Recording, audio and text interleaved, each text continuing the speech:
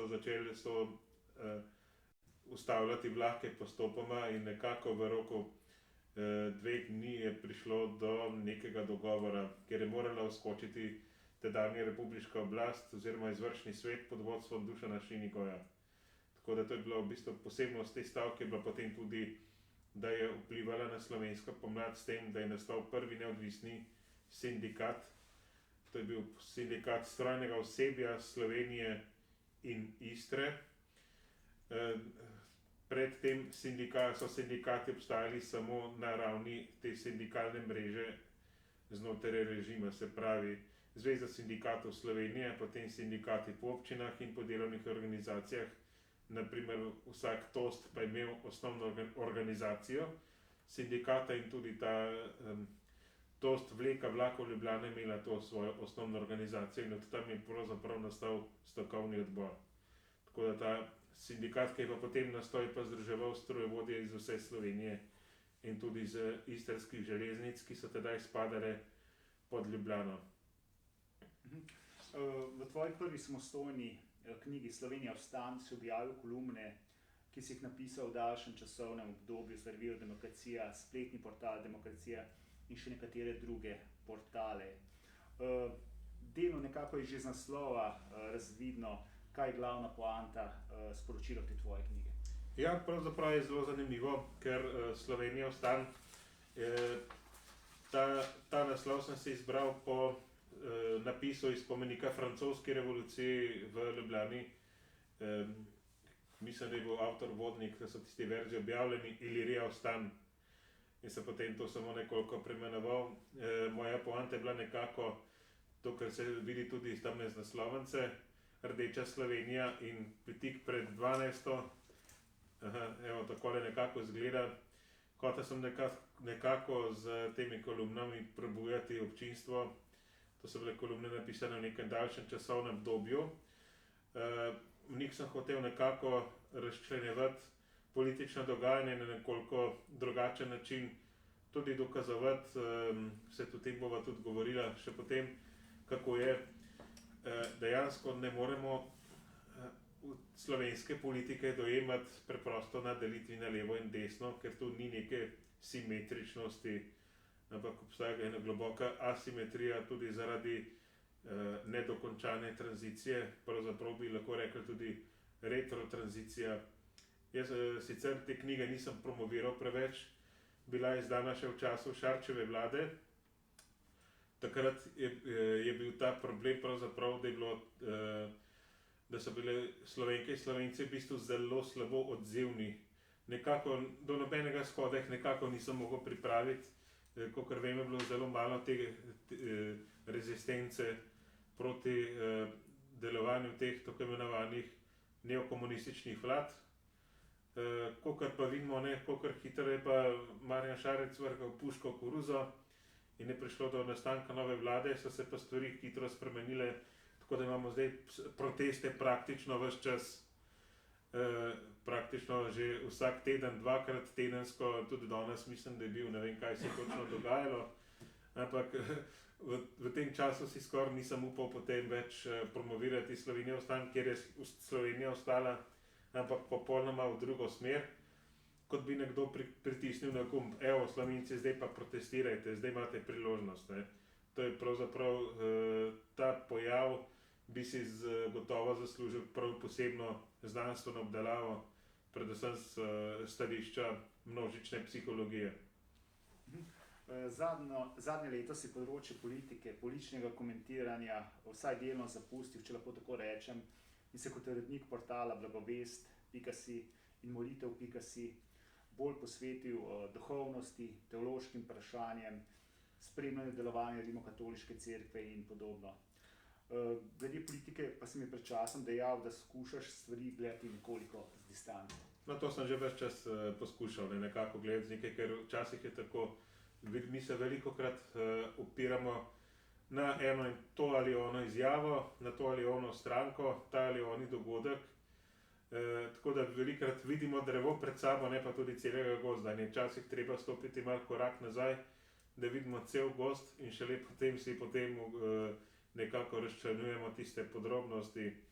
Ja, kar se tiče pač teh teoloških vprašanj in oziroma duhovnosti, nastanek portalov Blagovest SE in Molitev SE je bila pač tudi neka odločitev naše založbe, da nekako razširimo ta krog zanimanja, tudi zaradi nujnosti evangelizacije, da približamo tudi nekemu krogu občinstva, ki ni vpet v verski tisk, tudi te teme, ker vemo, da je politika polje duhovnega boja, vsekakor. To so neke nevidne stvarnosti, ki se dogajajo v ozadju in jih zgolj s svojimi očmi tudi z razumom mogoče ne moremo dojeti. Zato je mogoče tudi, nekoliko sem se tudi umaknil iz tega, tudi zaradi tega, ker sem nekako začutil, da zdaj v tem času sem se nekoliko izpel in sem rekel, bom počakal nekaj na novo leto, potem malo pred volitvami bom spet vstopil med politične komentatorje. No, kljub temu bi te vseeno vprašal, kako se razlagaš to, da smo že vse od nastopa sedanje desnosredinske vlade priča tem histeričnim protestom proti njej, brutalnim napadom dominantnih medijev, nanjo in poskusom nekako leve ekstremistične pozicije, da jo ne glede na ceno, ne glede na žrtve v času epidemije, da jo zrušijo. Ja, to je pač posledica tega podedovanosti, ki jo najbolj ponazarja tisti citat velikega gobarja Staneta Dolanca, ki ga vsi dobro poznamo, ne? To pa je, mora nam biti popolnoma jasno, da smo v tej državi komunisti na oblasti. Če ne bi bili mi, bi to pomenilo, da je nekdo drug, ampak temu za zdaj ni tako in tudi nikoli ne bo. Konec citata. Tak citat dejansko razgalja vso mentaliteto, ves sistem, bi rekel, sistem ohranjanja in razvijanja revolucionarnih izročil, ki dejansko podaljšuje ta oblastniški imperij tudi v sedanji čas. To moram povedati odkrito, da je bila storjena velika napaka ob sami tranziciji v času slovenske pomladi, ker ni prišlo do reseta. Se pravi, ni prišlo do tega, da bi imele vse politične opcije in stranke enake možnosti. Se pravi, zdaj deluje nekako vse tako, kot bi imeli recimo tek na 1000 metrov, vzamemo 10 tekmovalcev, s tem pa, da trem damo možnost, da štartajo že pri 500 metrih, seveda štartajo pa vsi naenkrat, ne. Kdo bo najprej tam in ravno tisti, ki imajo pred seboj samo polovico poti, so mogoče tudi najbolj trenirani, najbolj nahranjeni in tako naprej. Tako nekako bi dal to primerjavo. Ali pa če pogledamo recimo Moskovičeva vila, o kateri se zdaj veliko govori. Tam je sedež SD, pravne naslednice Zveze komunistov Slovenije, kakor bi rekel poslanec Koprivc, ponosni nasledniki. To je prav v jutrišnji Demokraciji, ki bo išla, bo objavljen članek tudi o tem, koliko nepremičnin so družbene politične organizacije dobile prav na račun zaplemb teh vil. Vemo, da je stranka SD dobila to sedanje prostore, je dobila zmenjavo za zgradbo centralnega komiteja, ki je zdaj v sklopu državnega zbora. Pred drugo svetovno vojno je bila to neka banovinska zgradba, mislim, da je bila celo neka banka notri, če sem prav razumel. In tu vidimo eno veliko in globoko krivičnost, ne. Stranke, ki so takrat nastajale na nove, so se morale krvavo boriti, da so dobile neko sobo, ne, za začetek. Stranke, ki so pa nastale iz tako imenovanih družbeno-političnih organizacij, pa so imele že pravzaprav zagotovljeno svojo infrastrukturo, ker je bila to podedovana. Tako nekako. In sedaj izvemo iz tega članka, ki bo šel jutri, še to, da ima SD na ta račun v lasti še nekaj nepremičnin, ki so bile očitno nezakonito vpisane v zemljiško knjigo in jih oddajajo in na ta račun masno služi. Tu vemo potem, kje smo. To je velika neenakopravnost, se pravi spodbijanje enakih možnosti in tudi vsa ta elita je obdržala ves nadzor nad družbenimi podsistemi, mediji, tudi šolstvo, pa tudi vidimo, da zdaj tudi ustavno sodišče se je kadrovsko nagnilo pač v eno smer, posledice čutimo sedaj vsi. Če nekako zapustiva polje politike in gre bolj teološkim vprašanjem, prejšnji mesec si pri naši izložbi Nova obzorja izdal knjižico Po Marijnih stopinjah. Kot je v spremni besedi zapisal teolog profesor dr. Anton Štrukelj, pa je ta nastala na podlagi tega, da si v letošnjem mesecu Majniku objavljal vsakodnevna premišljevanja kot spletne šmarnice. Drži, ja. Hotel sem, da takrat portal Blagovest SI je začel delovati 25. aprila letos na praznik svetega Marka, evangelista. To so bili seveda začetno obdobje, dokaj težko, in sem želel tudi bralcem na tak način ponuditi neko branje, mogoče v mesecu maju, recimo takrat se šmarnično branje bere po cerkvah. Pa sem si rekel, zakaj pa ne bi to objavljali tudi na spletni strani. Tako da to je sicer, te teksti so sicer nastajali že prej in sem jih potem objavljal, tako da je bilo nekako kar nabralo se je potem 31, nekako to v nadaljevanju, tako kot imate recimo po cerkvah na različne teme, recimo letos je bil tak primer, je bil Camino, ko je nekdo opisoval, zdaj sem pozabil avtorja, mislim, da je Marko Rijavec, ne vem, mogoče do drug, je opisoval svoje romanje po Caminu do Santiago. So tudi kakšne šmarnična branja, recimo o svetnikih. Jaz se spomnim še bolj iz otroških let, recimo zgodbe Antonu Martinu Slomšku. V 31 delih, toliko kolikor ima maj dni. In to se mi zdi taka lepa nadaljevanka. Izobraževanje na tak preprost in privlačen način. No, pri tem je profesor Štrukelj zapisal, da naslov te tvoje knjižice hoče povedati, da kristijani hodimo za Kristusom po Marijinem zgledu, po njeni preprošnji in pod njenim materinskim varstvom. Ja, to je kar težko razumeti, ne, za nekoga. V bistvu je tudi težko opisati vlogo Marije v naši veri. Recimo pri katoličanih ima zelo močno vlogo, ne? Mnogi protestanti to spodbijajo, vendar je potrebno povedati, da velika večina tega, kar mi verujemo in pri čemer ima Marija svojo vlogo, temelji na tem, kar je zapisano v Svetem pismu. Recimo pri Mariji je recimo znano, da je bilo v Kani Galilejski, ko je Jezus že šel v javno delovanje, je Jezus na njeno priprošnjo storil prvi čudež. Pa verjetno vprašanje, če to sploh ne nameraval, spodbudila ga je ona, no, tako, če beremo to. Pa tudi drugim je naročila služabnikom, karkoli vam reče, storite. Se pravi, Marija ni Bog, ampak je pa zelo pomembna oseba. Je mati tistega, ki se je učlovečil kot učlovečeni Bog. Da učlovečil se je pa pač tako, da se je rodil iz device Marije. In nihče mu ni bil od ljudi tako blizu, kakor ona. In zato, če z njenega stališča nekako opazujemo, nekako spremljamo Jezusa in smo mu nekako najbolj blizu. In tudi, če vidimo na naslovnici knjige, predlagal sem fotografijo kipa Marije iz Medžugorja, ki ima z eno roko kaže na srce, kar pravzaprav se tudi ujema, da je Marija premišljevala dogodke v svojem srcu, z drugo kaže naprej.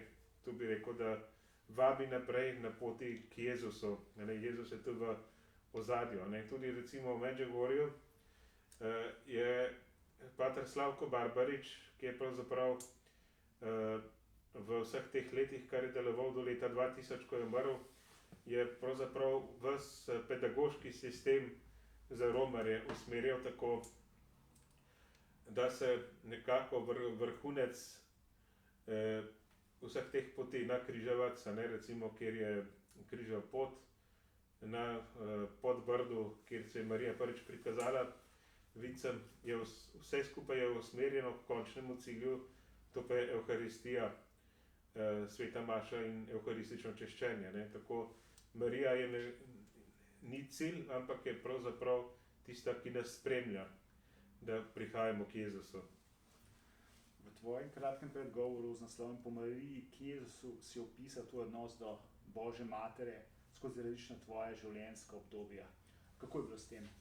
Ja, to je bilo zelo zanimivo, kot recimo še preden sem začel hoditi v osnovno šolo, se spomnim tistega prvega stika romanja, to je bilo v bistvu z starimi starši, sem šel na Brezje in sem kar nekako, zame je bilo že to doživetje, da sem nekako prišel ven iz domačega kraja nekam drugam, kjer je bilo pa videti polno nekih slik, zahval, fotografij malih in potem tudi, to je bilo se vsi poznamo recimo Brezje, ne.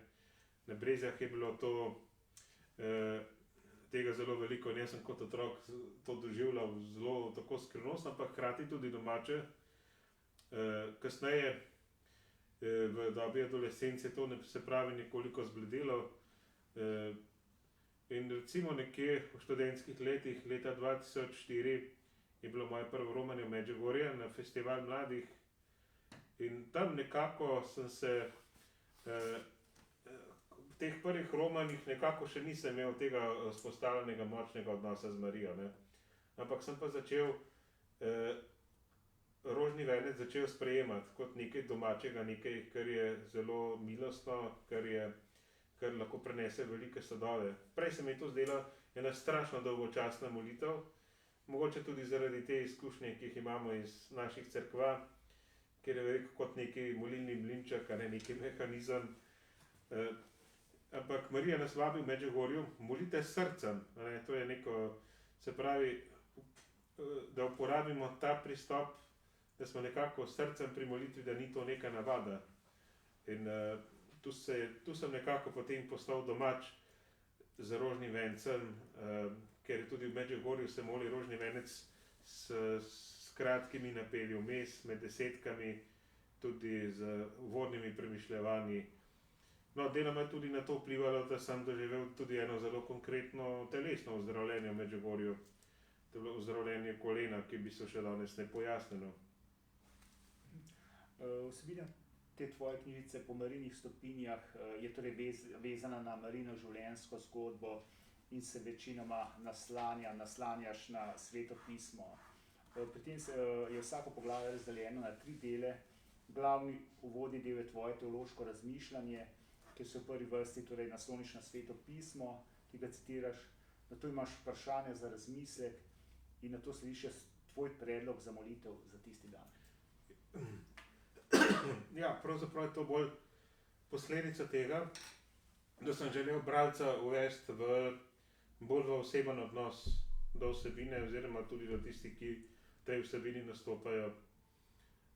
Ker dandanes v dobi močne sekularizacije se mi zdi pravzaprav zelo pomembno, da obstaja ta nek oseben odnos do Boga, do Marije, ker pravzaprav je ta oseben odnos zelo pomemben.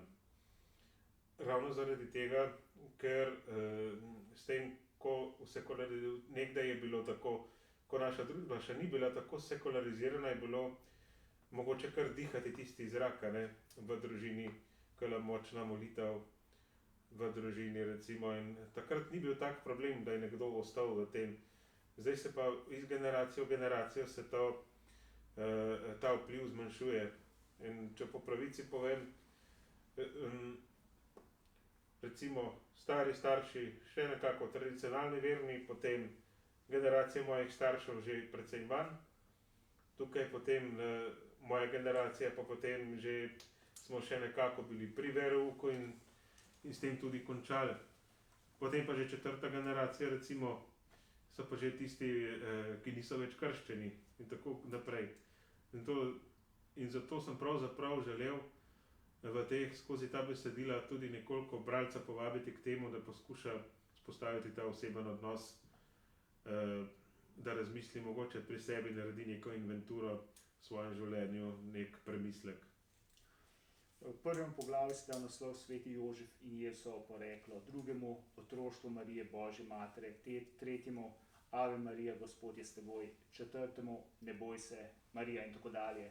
Se pravi, da lepo slediš tej Marini življenjski zgodbi, pri čemer pa je dobro razvidno, da imaš dobro teološko predznanje. Ja, nekako sem skušal slediti najprej Svetemu pismu, potem pa tudi recimo to, kar je v Rožnem vencu. Recimo imamo zdaj sicer pred kakšnimi 20 leti je sveti Janez Pavel II. Dodal še tako imenovani svetli del Rožnega venca, ki se dotika sicer bolj Jezusovega življenja.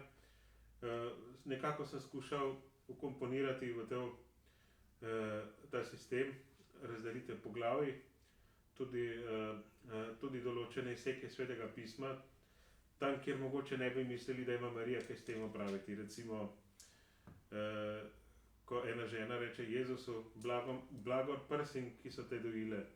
Ali pa recimo, ko Jezus že poučuje in pride do njega recimo delegacija njegovih sorodnikov. To je bilo še čisto v začetku javnega delovanja. Zato, ker verjetno je bilo to kmalu po tistem, ko je Jezus doživel v bistvu zelo neprijazen sprejem v svojem domačem kraju, ki se rekel, kaj bo ta Jožefov sin, se tesar vsega poznamo, ne? Ja, kaj bo zdaj on se nekaj delo nad nami, ne? In so ga hoteli pahniti celo prepad, kot vemo, no potem so verjetno Jezusovi sorodniki hoteli Jezusa odvesti domov, češ da nam ne bo sramote delal, in so rekli, dajmo pa njegova mater sabo vzeti, ga bomo lažje prepričali. Verjetno se je mogel Mariji to zelo upirati, ampak svojega namena niso dosegli. Vemo, kaj mi je Jezus odgovoril. Je rekel, ja, kdo so moja mati in moji bratje, ne? To pomeni sorodniki, ne? Tisti, ki Božjo besedo poslušajo in se po njej ravnajo oziroma jo ohranijo, da je živa. In s tem je v bistvu zakoličil zadeve in je bilo v bistvu konca. Ampak zanimivo je, v 12 apostole je poklical 3 svoje sorodnike.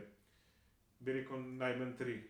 Simon Gorečnik, Juda Tadej in Jakob Mlajši.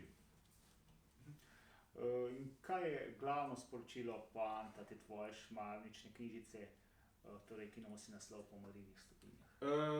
Jaz bi rekel, da mogoče to. Marija, jaz se dojemam kot žena, ki je izrekla Bogu svoj da, Božjim načrtom, ki je ogromno tvegala predvsem.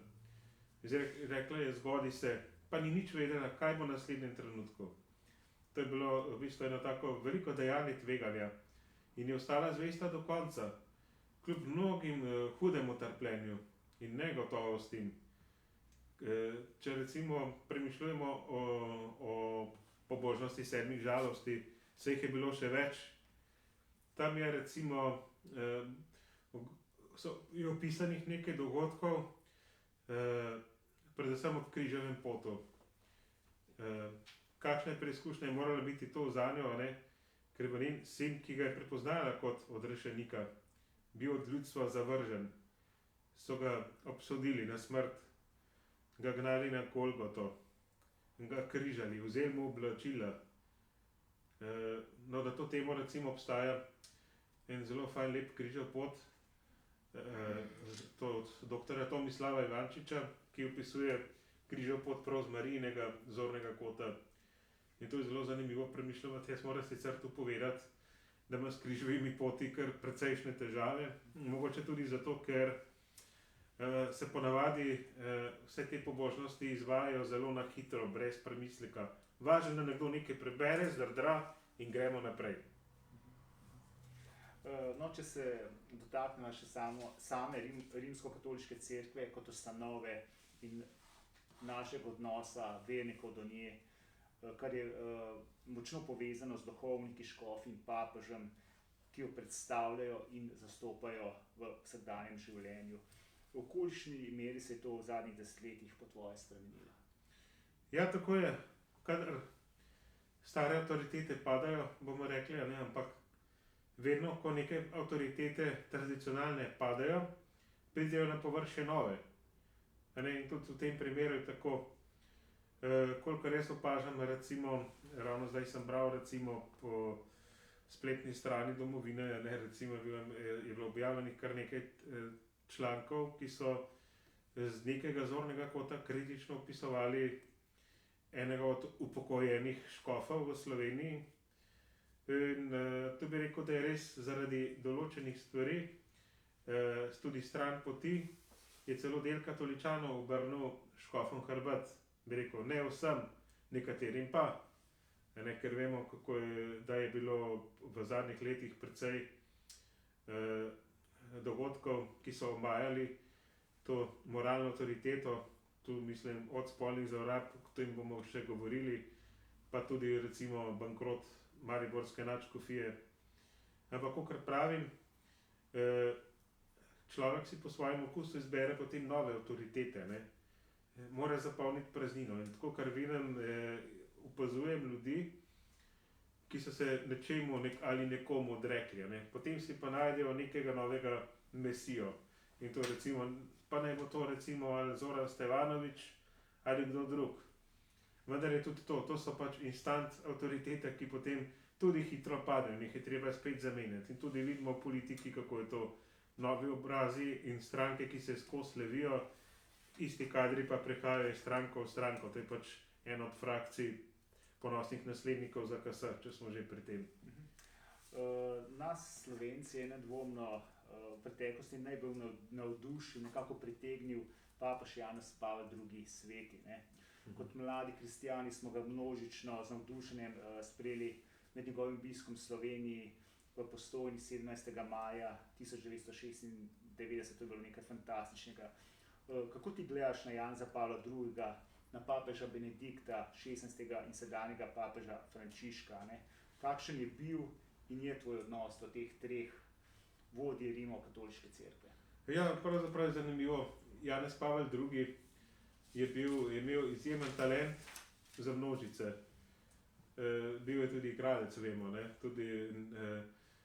Prišel je pa iz komunistične države, njegova izvolitev je zato pomenila takrat veliko upanje in se spomnim, da je celo dr. Franc Rode v knjigi opisoval, kako so komunistični oblastniki dobro presodili, da je izvolitev papeža iz komunistične Poljske zelo opogumila katoličane, da so začeli na glas nastopati, ker tudi dr. Rode kot profesor na teološki fakulteti takrat celo nekoliko zaropotal, ne, čez Titov kult, ker je bilo v tistem času, konec 70-ih let, še v bistvu zelo nevarno. Vemo, da so bile zagrožene zaporne kazni in tako naprej.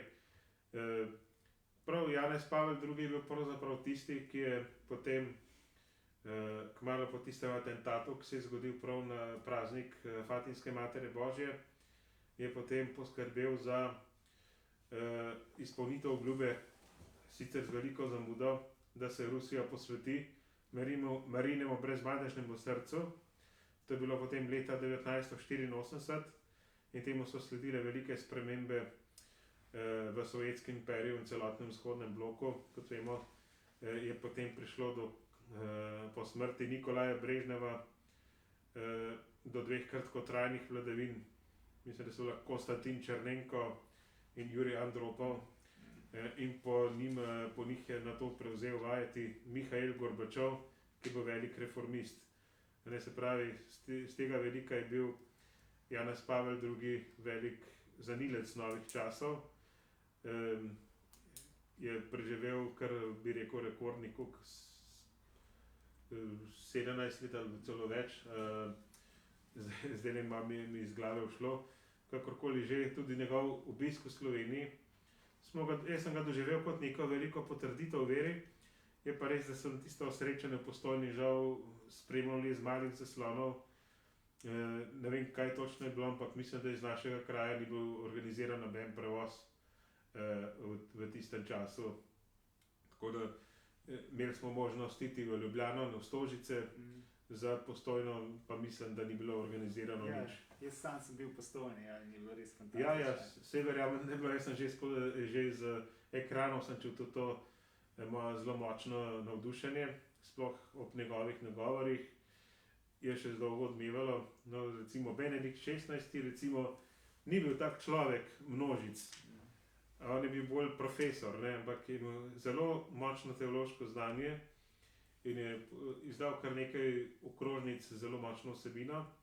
Kar se pa tiče Frančiška, ne, nad katerim sedaj mogoče malo vihamo nos zaradi drugačnega načina izražanja in drugih poudarkov, jaz bi rekel tako, mogoče nas res včasih preseneti, se rekel, kaj pa ta zdaj govori, ne, pa nas mogoče šokira tudi.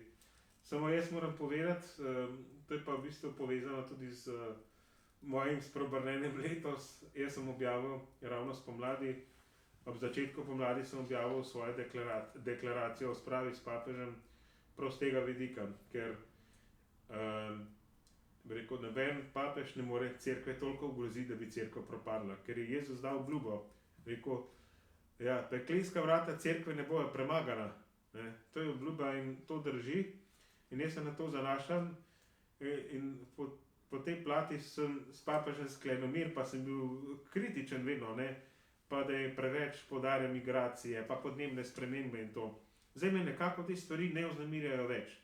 In po tistem se spomnim, ko je ta zid padal, ne, pri meni, so se začeli podirati tudi zidovi do nekaterih drugih ljudi, nad katerimi sem prej nergal. In lahko rečem, da po nekako polletnem obdobju rečem, da je prišlo do ene osvežitve pri meni, ne, čutim nek več miru, manj agresije, manj napadalnosti. Na spletnem portalu Blagovest sem zasedel članek z naslovom Vzporedni mehanizem pocerkveno. Bodo novodobni kvazikrščanski svetljenci ustanovili paralelno cerkev. Zakaj pravzaprav gre pri tem članku? Ja, pravzaprav je tudi povezan, delno je povezan s prejšnjim vprašanjem, namreč glede sedanjega papeža, za katerega mnogi pač razglašajo, češ, taj pa antikrist, da temu pa ne smemo biti poslušni. Ja, kakor sem rekel, papeži, kakršnikoli že imamo, takšni pač so. Z nobenim nisem čisto zadovoljen, bi rekel, ker lahko je vsak nekaj tudi svetnik, ampak v vsakem svetniku je vedno tudi nekaj grešnega. Ampak ta članek, s kateri se v bistvu zelo strinjam, napisal ga je naš zunanji sodelavec, pa pravzaprav govori ravno o tem, da se pojavljajo sedaj neki novi preroki, ki pravijo, mi, ki smo poslušni Bogu. Ja, razglašal se je za one, ki so poslušne in to zelo spominja na star pojav še z antičnih časov, gnosticizem. To je bila neka elita, taka duhovna elita, ki so se razglašali, da imajo skrivno spoznanje, ki ga drugi nimajo. Seveda, nas morate poslušati, ker mi imamo to spoznanje, če ne boste sledili nam, ste eni navadni slepci, luzeri. Tako nekako to deluje. In s tem nekako skušajo zdaj ustvariti neko sporedno cerkev in pravijo, da je to, da je papež Frančišek recimo podprl cepljenje, da je to dokaz, da je antikrist. Gremo mi neko svojo cerkev zdaj narediti. In tam, ker bomo pa poslušni Bogu, oni ne pa kar propadejo. In to je spet neko odpadništvo in razkolništvo, s tem pa ne pridemo mi daleč. Čeprav jaz glede nekaterih stvari mnenja o sedanjem papežu sicer nisem spremenil, še vedno menim, da je mogoče treba biti pri migracijah zelo previden, pri podnebnih spremembah ravno tako, imam pač svoje mnenje, ampak ne moramo pa zdaj lomiti cerkve na pol, to pa ne gre. In to samo, ker se nekdo razglaša, da on pa je poslušen Bogu, ve, kakšna je Božja volja. Jaz se tega sam v sebi ne bi upal razglasiti, da bi bil jaz zdaj neki prerok, ki bi me morali vsi poslušati. Ker vemo, tudi v Svetem pismu je kar nekaj napisano o lažnih proroštvih in to so zelo nevarne zadeve. V medijih se veliko govori in piše o spolnih zlorabah v cerkvi. To nedvomno zelo škoduje ugledu cerkve, ugled duhovnikov, škofov. Kako gledaš na to? Ja, to je ena taka zelo delikatna tema. Spolne zlorabe, o tem se veliko govori. Kot prej sem omenil te članke na portalu Domovina tudi, je bilo nekaj rečeno o tem. Gre pa v bistvu tako, jaz sem ta pojav primerjal z okultizmom. Pri okultnih dejanjih gre za nekaj zelo prikrito delovanje proti nekomu, škodovanje nekomu. In tu pri spolnih zlorabah je nekaj podobnega. Seveda mi govorimo največkrat o spolni zlorabi otrok, ker so nemočni, ampak tu gre še za druge zlorabe, tudi spolne zlorabe odraslih, doraščajočih, pa tudi za duhovne zlorabe in čustvene zlorabe in tako naprej. Se pravi, ta krog je precej širok in tu se ne smemo preveč omejiti zgolj na en sektor. Ne. Tu gre pravzaprav tudi za ljudi, ki imajo neko močno karizmo velikokrat. Ne. In videli smo, da je precej padlo teh, bi rekel, svetih krav, če temu lahko rečem. Ne. Recimo tudi Jean Vanier je bil recimo za neki zelo cenjena osebnost. Potem pa se je po njegovi smrti odkrilo, da je imel nekaj takih grehov, ki so zelo zatemnili to njegovo karizmo. Ne. In nenadoma je zdaj kar izginil iz katoliških medijev, ni ga več zaslediti, da bi kdo še kaj pisal o njemu. Ne. Pa je imel v bistvu možnost, da bi ga dali celo na oltar kot svetnika. No, hočem pa reči to, kako se pa zdaj lotevati tega. Ne. Jaz mislim, da ni dovolj, da mi storilce tu nekaj odkrivamo in jih potem lepo zbašemo v kletko in jih imamo zaprte kot zajce. Ne bo pomagal. Ko bo prišel ven, bo lahko nadaljeval s tem početjem, ker v sebi ne bo doživel tiste katarze, ker ne bo se mogoče greha niti pokasal, ker ga mogoče niti ne zaznava kot greh, ker se mu to ne zdi nič takega. Jaz sem slišal zelo konkretne odgovore glede tega od storilcev celo. Se mi ne zdi nič takega. Ne? Tu mora priti do procesa sprave, kesanja in odpuščanja. Se pravi, storilec mora priti do tega, da prosi žrtev za odpuščanje. To je pomembno tudi za žrtve same. Zato, da žrtev odpusti, ne more sicer takoj odpustiti, to je proces, to je dolgotrajen proces, ampak ta začetek je zelo pomemben, prositi odpuščanja. Ker s tem, jaz sem že doživel tudi sam, ko sem recimo, bil sem enkrat na Kureščku, ni bila stvar povezana z zlorabami, ampak do mene je prišla ena ženska in me je malo tako skoraj napadla, rekla, da se čuti zelo žaloščeno, ker smo pisali nekaj v demokraciji, kar se tiče tudi njene hčerke, ker je bila potem nekako umazana po nepotrebnem, da smo jo nekako sramotili, da ni bila nič kriva. Jaz sem potem rekel, jaz ne vem, kaj ne naredim, gospa, če vam kaj pomaga, vas lahko v imenu našega uredništva in avtorice članka prosim za odpuščanje. In kasneje sem srečal naslednji dan, njeno znamka mi je povedala, da je prišlo do tega, da je bolečina splahnela, da je lahko odpustila, ker je nekdo prosil odpuščanja. To se pravi, to prošnje za odpuščanje, če nekdo odpusti, to seveda ne anulira potrebe po pokori. Ta pokora, kazen seveda mora biti, ampak s tem, da je žrtev lahko potem ozdravljena svoje bolečine, zato gre. Zato je ta proces tako potreben in pomemben.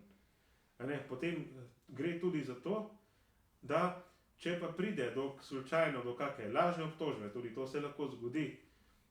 Mi vemo, da imamo recimo sum, da je neki duhovnik lahko nekaj grdega počel, obstaja sum in kadar se pojavi sum, je treba duhovnika suspendirati, umakniti in se potem preverja.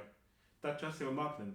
In lahko se pa zgodi, da iz tega preverjanja ni bilo razvidno, da je bilo kaznivo dejanje res storjeno. En tak primer poznam tudi iz Celjske škofije. In kaj se je zgodilo? Da ta duhovnik je dal izjavo, tudi sam na policijski postaji. Zadeva se je zaključila brez kazenske ovadbe. Na prošnjo župljanov se je vrnil nazaj na župnijo. Ampak mu je bila pa storjena neka škoda. Se pravi, tudi ta vidik obstaja. Tako da je to delikatna zadeva in je treba biti kar previden. No, če se na nek način postavim podobno vprašanje, če smo denimo kristjani še pred leti verjeli določenim avtoritetam, se zdi, da je zdaj vse nekako premešano pod vprašajem, da je veliko zmede in ne vemo, komu zaupati. To se denimo vidi tudi na področju cepljenja. Kako denimo kristjanu, ki je nekako neodločen, svetovati? Ja, tudi to je težko vprašanje, ker zdaj vidimo tudi recimo, prej smo nekako se podarjali, znanost nas bo rešila, znanje je moč in tako dalje. Zdaj pa vidimo, da se govori, da nam praktično vsi zdravniki lažejo, razen mogoče tisti, ki so bili odpuščeni, ker so pa govorili resnico o koroni, da to ni nič, da je to prevara. To je kar, tu vidimo, da smo priča nekaj, bi rekel, masivnemu poneumljanju, ko se ljudem kar meša. Jaz imam tako občutek, mogoče to tako doživljam. Ampak jaz bi rekel takole pri sebi. V začetku sem bil zelo skeptičen glede cepljenja. In to še ravno v času, ko sem prebolel COVID-19. Potem pa sem šel skozi mesece zelo napornega razločevanja, ker to je v bistvu zelo pomembno, tudi razločevanje, to je dar Svetega Duha, ki seveda zahteva naše sodelovanje človeškega razuma.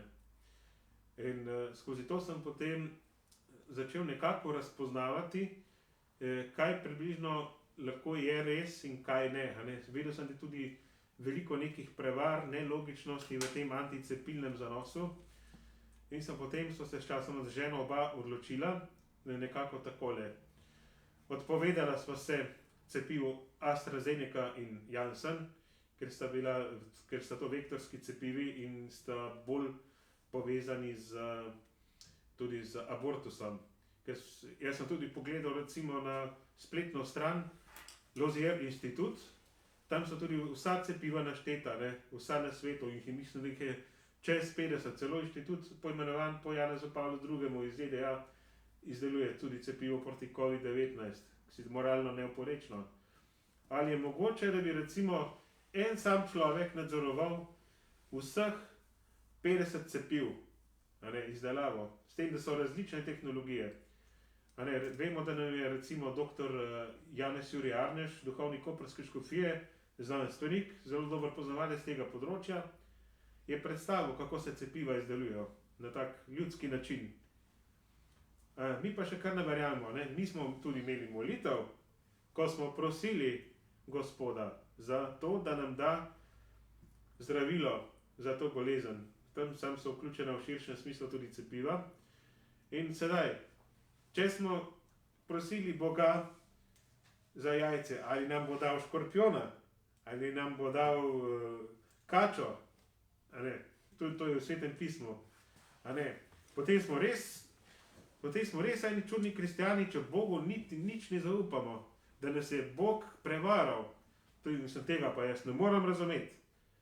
Skratka, potem po teh znamenjih sem nekako razločeval po Božji besedi in po realnih razmerah. Tudi recimo, ko sem se vprašal, kaj je tisto, kar nam je preprečilo izvajanje obredov, da ljudje nismo mogli zraven. Ali je bilo to cepljenje? Ne, to je bila korona. Epidemija korone. Zdaj imamo vsaj možnost, da pristopimo zraven. Dobro, PCT, ampak tudi to bo nekoč šlo. Kar se pa tiče raznih čepiranj, rajš ne bom komentiral, ampak boli pa me, kako smo grozno zdaj v naši cerkvi, sploh v nekaterih duhovnih tokovih, razdeljen, skregan med sabo totalno. Tu se je pokazalo, da nam manjka tudi tiste neke osnovne ponižnosti, kot pravi sveti Pavel. V ponižnosti imejte drugega za boljšega od sebe. Tega nam strašno manjka. Ravno danes sem bral recimo v Novi družini, je en zelo lep tekst, tam pri pismih bralcev prav na to temo, ena taka meditacija, kako nas je ta zadeva grozno skregala in mislim, da se hudič lahko fajn smeji ob tem, ker nas je tako razklal, da bomo zdaj lahko boljše uspevalo. Jaz sicer zagovarjam prostovoljnost cepljenja in razumem tudi, da obstaja kategorija ljudi, ki se ne smejo cepiti zaradi zdravstvenih razlogov, ampak jaz sem se in imam mirno vest, molil sem tudi za zaščito, ker bila so opozorila, da so cepiva lahko tudi inicirana pri okultnih obredih. To je mogoče, ampak to je mogoče tudi za hrano, za vodo, posod se lahko to izvaja. Zato se vedno pred jedjo moli, se vsaj pokriža, če ne drugega. Tako da zdaj nekateri pa so z tega naredili eno hudo anticepilno poanto in razglašajo za vse tiste, ki smo se cepili, kot da ustvarjamo nov svetovni red in da smo podlegli temu vplivu, satanovemu in ne vem kaj še. To je pa že malo preveč. tu moramo pa reči stop, da se pa malo ustavite, malo premislite. To ne more biti zdaj kar vse satansko. Ne more biti. V začetku oktobra smo bili priča v Rimu o odprtju škofovske sinode z naslovom Za sinodalno cerkev, občestvo, sodelovanje, poslanstvo. Sinoda o sinodalnosti. V čem je poanta tega? Ja, zanimivo je, sinoda v sinodalnosti se kar precej nenavadno sliši ta izraz. Sinodalnost pomeni v bistvu hoditi skupaj. Sinodalnost je bila nekako vedno nekakšna protiutež tisti centralni avtoriteti, ko je en človek, ki odloča, ali pa en organ, ki nekaj sprejme, morajo vsi podredni organi to v bistvu upoštevati. Ne poznamo demokratični centralizem po Leninu, tudi, to je, sinoda ne bilo pa nekaj drugega. Ni neki parlament, da bi neki kompromis sprejemal, ampak gre to za to, da ima vsak možnost spregovoriti o sebi, kaj pa on misli, in se potem iz teh mnenj tudi preko razločevanja, ker razločevanje se dogaja v občestvu, da se nekako poišče pot, ki jo Bog želi za nas. Kaj je storiti? In mislim, da je tudi pri nas, recimo v Celjski škofiji, odkudar prihajam, imamo novega škofa, zdaj nekako od pomladi naprej, in se je zelo zavzel tudi za te reforme. Seveda gre to počasi in ne gre to čez noč, ampak sem mu pa hvaležen za to, ker je napovedal, da bo treba izstopiti iz določenih vzorcev obdobja, cone obdobja. Mi smo že imeli nekoč konec 90-ih let tudi sinodo, ko smo rekli potem, da je to plenarni zbor. Spomni se tiste slovesne razglasitve sklepnega dokumenta leta 2002. No, potem je pa vse skupaj kar nekako obtečalo. Pojavil se še sicer pastoralni načrt, ampak dejansko je tako. Ne imamo samo sinodo za nekaj, da govorimo o tem, ko pa treba kaj realno uresničiti, takrat je pa konc veselja. Je pa malo preveč tole. Jaz se spomnim, recimo, kot bi prišel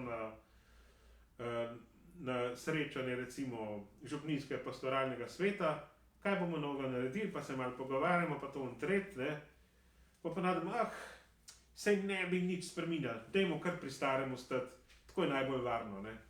In tako tudi funkcioniramo, dejansko težko izstopimo iz cone obdobja in šele mogoče, ko bomo res nekje na dnu, se bomo mogoče spet začeli malo dvigati. To je kar v bistvu problem naše mentalitete. Približuje se že po času koncu najnega pogovora. Ali bi svet potreboval novo evangelizacijo ali morda predvsem Evropa? Ja, evangelizacija je v bistvu en tak pojem, ki ga v bistvu ne razumemo ravno najboljši. Zdaj, kaj to sploh pomeni? Če koga vprašam, kaj je to evangelizacija, bo rekel oznanjanje evangelija, širjenje evangelija, nekdo bo rekel rekatolizacija, ampak samo do bistva ne bomo nikoli prišli na tak način. Mene je v bistvu zelo nekako na pozitiven način šokirala ena knjižica, ki jo je izdal duhovnik Tone Marinko, še v Črnučah, se mi zdi, pa je potem družina ponatisnila. Kratka knjižica, ampak zelo efektna.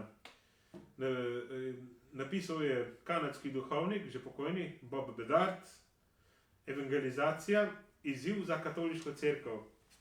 On je bil dijaški veroučitelj, to izkušnjo imam tudi sam, ker recimo na škofijski gimnaziji smo tudi imeli verski pouk. In on je tudi nekako iz teh izkušenj zazrl se je vase, se je spraševal, kaj te evangelizacije je, zakaj ljudje, zakaj dijaki pri meni nekako noče nekako sprejeti, to absolvirajo to snov, verouko, pa podidejo, verska praksa pri njih totalno na dnu. Kakšne 2 v razredu sta še zagreta, ostalih, kakšnih 20, 25, so pa čist indiferentni. Rekel, kaj zdaj delam narobe? In je prišel potem do spoznanja. Je rekel, ja, vse to, kar predavam, pa v Jezusu, pa v Bogu, svetem pismu, pa vse to je res fajn, pa damo kakšen miselne vzorce gor, pa kakšen na prosojnicah, pa to razlagam, pa kak film pogledamo. S tem ni nič narobe, ampak to pa še ni evangelizacija. Evangelizacija je pa potem nekaj drugega. Odločil se je, da naredi povabi te svoje učence na en tak dogodek, češčenje, evharistično, vse tisto. To pomeni sveta hostija v moštranci, ki jo izpostavi na oltar. In je povabil svoje dijake, pa jim je rekel, zdaj pa, kdor želi, pridite naprej, pokleknite pred Jezusa in rečete, Jezus, danes te sprejemam v svoje življenje, vstopi v moje življenje, proslavi se v njem, izročam ti svoje življenje, tako nekako s temi besedami. Tu pa se je zgodil nek preboj.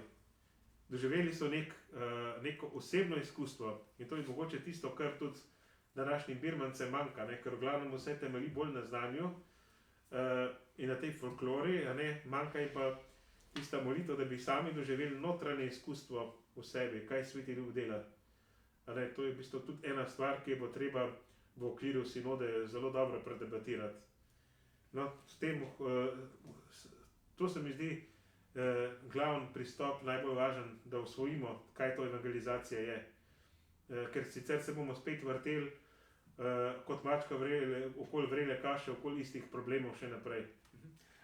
No, kako pa na vse skupaj vpliva dejstva, da smo danes dnevno priča nekako spopadu med tradicionalizmom in modernizmom, pri čemer mnogi misleci govorijo, pišejo, ugotavljajo, da živimo v času postmodernizma, ko ni nič sveta in je vse relativno.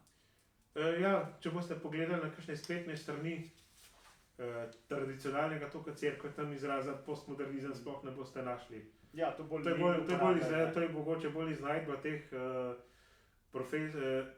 profesorjev filozofije z teološke fakultete, tam se več o tem govori. Tam recimo pri tradicionalistih boste pa našli samo modernizem. To je zelo zanimivo, ker ga na zelo široko pojmujejo. Jaz pa pravim, da vse, kar je sodobnega v katoliški cerkvi, še ni modernizem. Ne moramo enačiti tega pojava. To je v bistvu en zelo specifičen pojav, ki ga je obsodil papež Sveti Pij X. To vemo, to je bilo prej že skoraj 100 let nazaj v posebni okrožnici. Šlo pa je za to, da so določene dogme oziroma verske resnice začeli pačiti s tem, da so jih prilagajali temu svetu.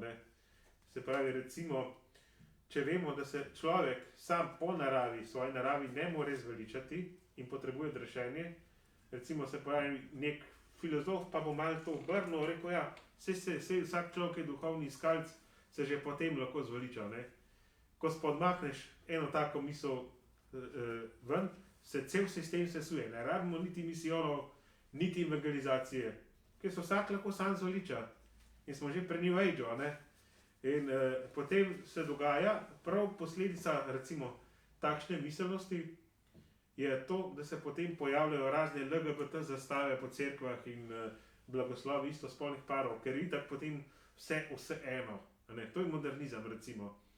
In do tega sem izredno kritičen, ampak tudi iz tradicije, ki imam sicer zelo rad, ne smemo delati ideologije. Če delamo ideologijo, je to že potem tisti farizejski, saducejski kvas s tem, da tu je še ena past, pa si potem rečemo, ja, drugi vatikanski koncil bo en modernističen, to ni nič, mi tle smo zaključali in vse, kar je po njem, nas ne zanima, ne bomo upoštevali. To je pa že saducejski kvas, izbirno krščanstvo, in to je čisto modernistični refleks.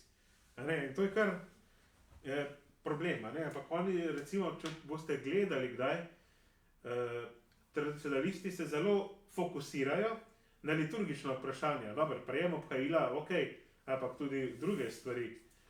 To pa zato, tam liturgično vprašanje pa zato, ker je bogoslužje nekaj zelo izmuzljivega. Vsako bogoslužje je v bistvu inkarnacija Jezusove daritve v času in prostoru. Zato je bila recimo mašni obred v 15. stoletju drugačen kot je v 15. in je v 15. drugačen kot kar sedaj. Vedno so bile neke spremembe. Zdaj pa, če se pa nekje zabijemo v to, da bo to vedno isto, da se mora to nekje ostaviti in tako vedno ostati, to je pa že ideologija potem.